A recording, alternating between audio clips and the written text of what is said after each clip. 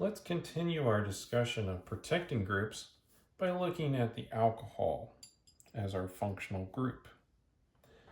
Alcohols have lots of different reactivities that we may need to protect against. Some of these include the fact that they are weakly acidic. So if we have something that's sensitive to protons, we'll need to protect that. And while it's not really the alcohol that would be destroyed, our other reagent would. So we can cover that up. We also have looked at cases where the alcohols were acting as a nucleophile. This may be important to suppress that ability. And if we have strongly acidic conditions, alcohols can eliminate to form a double bond. And we've discussed a lot of these reactions before. Now, alcohols have several options for protecting them. And let's start with a derivative of the Williamson ether synthesis.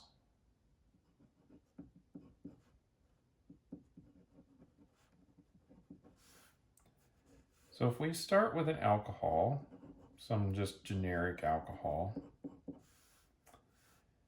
and then we deprotonate the alcohol using sodium hydride,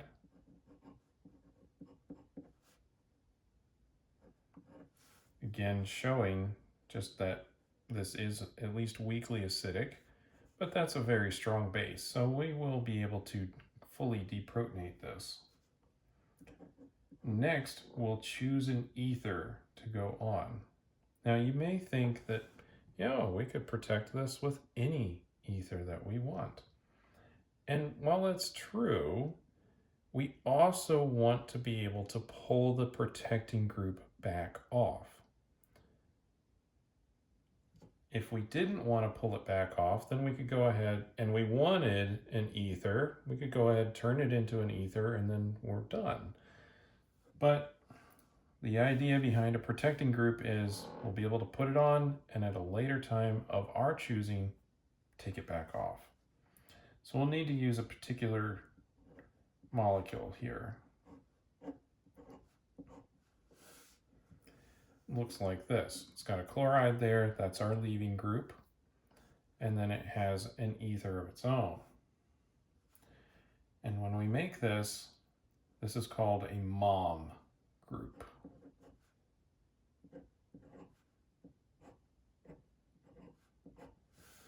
Which is really just short for methoxymethyl ether.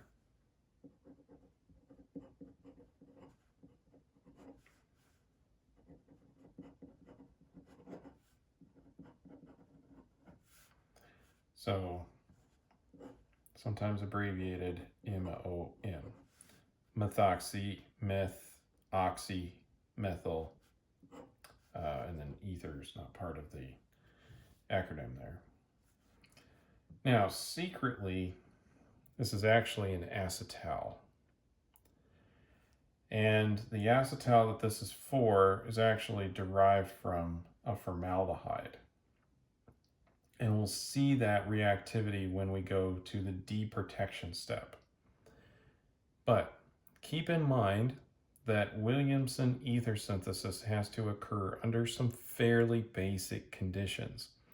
And so if we have a portion of the molecule somewhere in this R group that is sensitive to a basic condition, we will not be able to use this particular route. Now, when we go to deprotect this, so say we've done another reaction on it, the deprotection step is to add water and acid, sulfuric acid. Now these are fairly acidic conditions, and so not only does our whatever the rest of the molecule need to be okay with strong bases, it also needs to be okay with strong acids. And that is one of the drawbacks behind this particular protecting group. Now, when this is deprotected, we'll get our alcohol back. Of course, that's what we desire. We will also get a formaldehyde, which is coming from that carbon right there in the middle, because that is an acetal.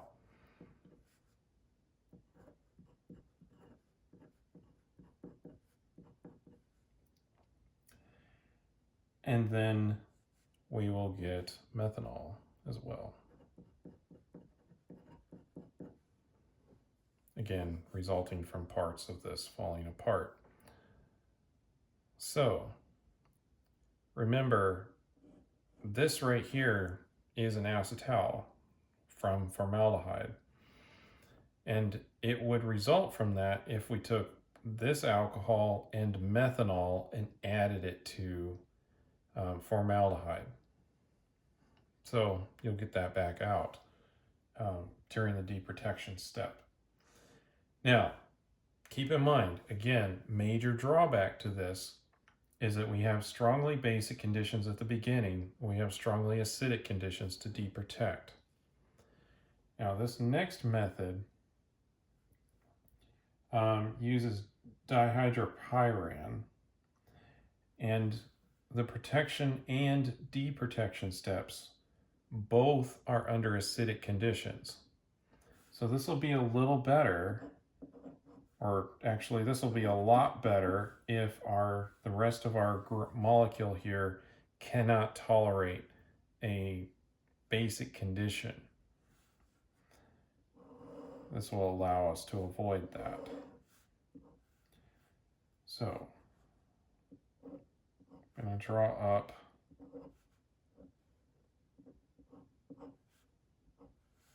dihydropyran,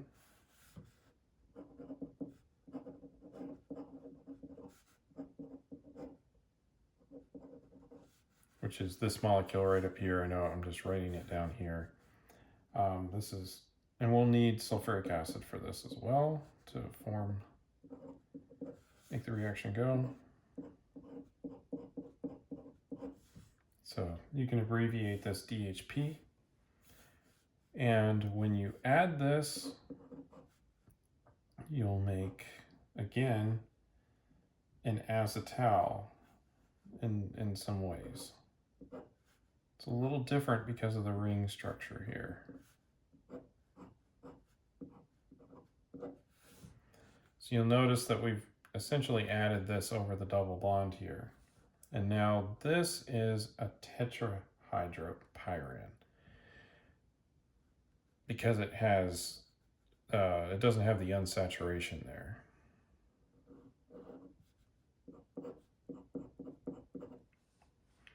Now we've protected the alcohol and covered it up with essentially ether groups, right? Next, let's go over the deprotection step, which is actually the same as this one. We just use water and sulfuric acid. When we do that, we'll get our alcohol back.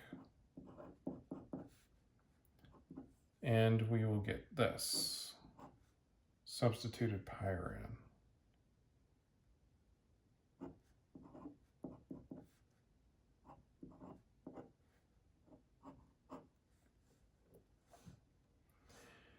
Now, keep in mind, this one requires acidic conditions for both the protection step and the deprotection step.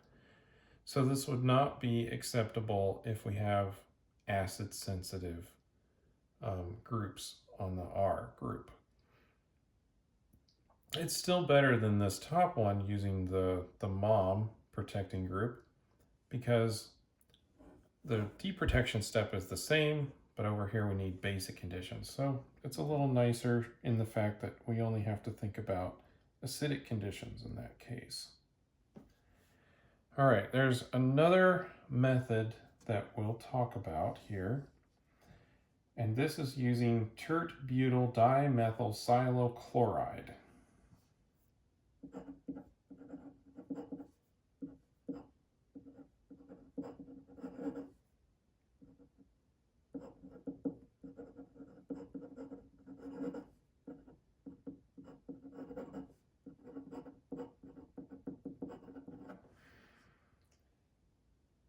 This could be abbreviated TBDMS Cl, which is quite a mouthful. Now, in this case, we're going to have our alcohol, and we'll react it with tert-butyl dimethylsilyl-chloride, which looks like this. We have a chloride, we'll start with that. And then we have our silicone, 2 methyl groups, and then a T-butyl group. So I'll just draw this like this. So there's our T-butyl group. Carbon in the middle, several methyls around it. There we go. Now, when this reacts, essentially hydrogen chloride will be produced and come out of the solution. It's a gas. And then we will make our protected group.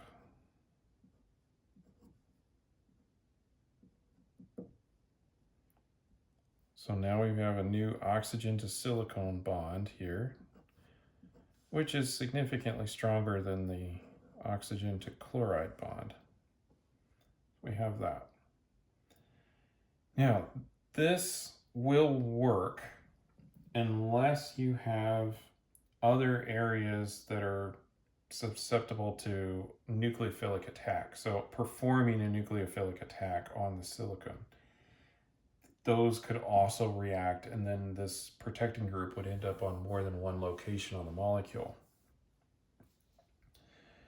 But it doesn't require strongly acidic or basic conditions. So that's a plus. Now, the deprotection step is a little more complicated than just adding water and sulfuric acid like we see up here. We have to somehow break this oxygen-silicone bond.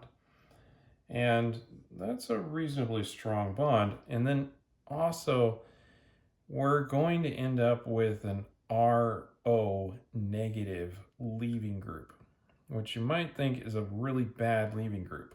And you're right, it is a bad leaving group.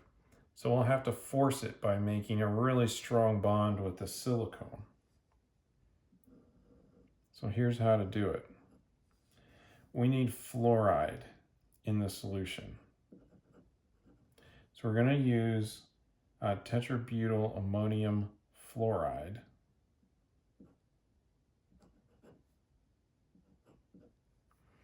Which is an ionic compound, but the butyl groups are going to help it get into an organic solution.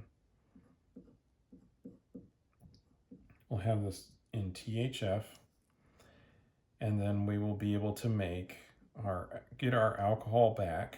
After some finagling, we'll have to add some water or something to this to get the proton back on here, because effectively we are leaving an RO negative group, which again would be a bad leaving group, except for the fact that what we made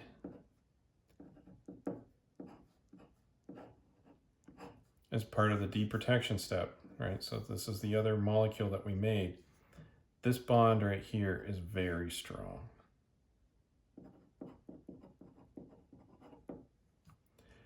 Since it's very strong, much stronger than a carbon-carbon bond, this will force the reaction forward. So that's a few ways to protect alcohols. Now, this last step does also require that we have fluoride in there. And so if we have a step or some other part of the molecule that is sensitive to fluoride, we'll have to consider that.